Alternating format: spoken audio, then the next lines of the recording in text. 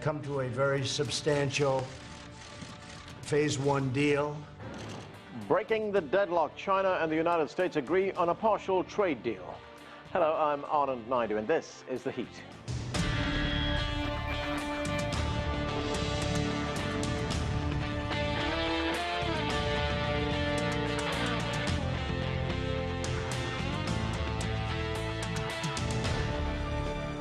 After months of trade tariffs against one another, there's finally a glimmer of hope. China and the United States closed a so-called phase one deal to ease tensions. The announcement came after 2 days of talks right here in Washington.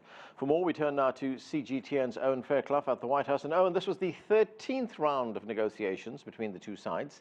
It's not a final, comprehensive deal, but maybe lucky 13?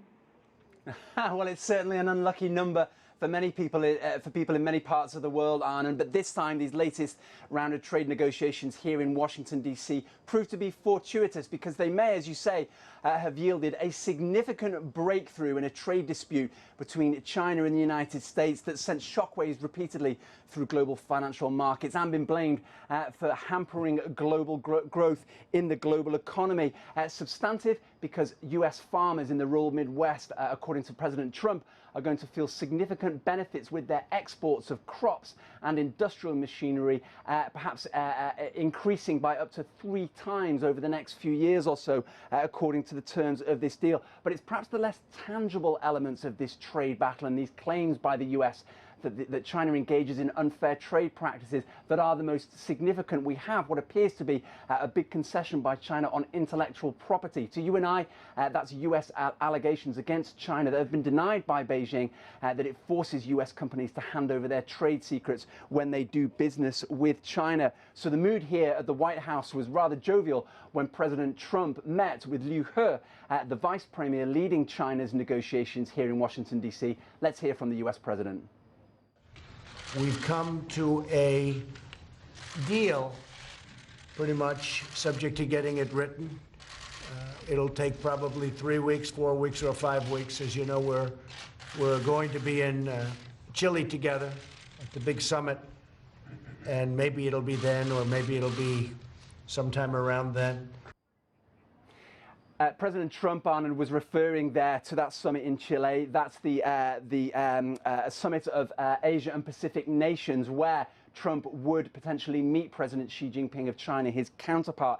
To give you an indication of the mood between these two men right now, during that meeting in the Oval Office here at the White House a little earlier this Friday, Liu He handed President Trump a message from President Xi in which he talks about this deal, essentially, these increased agricultural purchases and so on, and says a healthy and steady China-US relationship serves the interest of our two countries and the world at large. So that would seem to indicate that there is common ground at last for these two men to potentially sign off on something should they meet in Chile next month.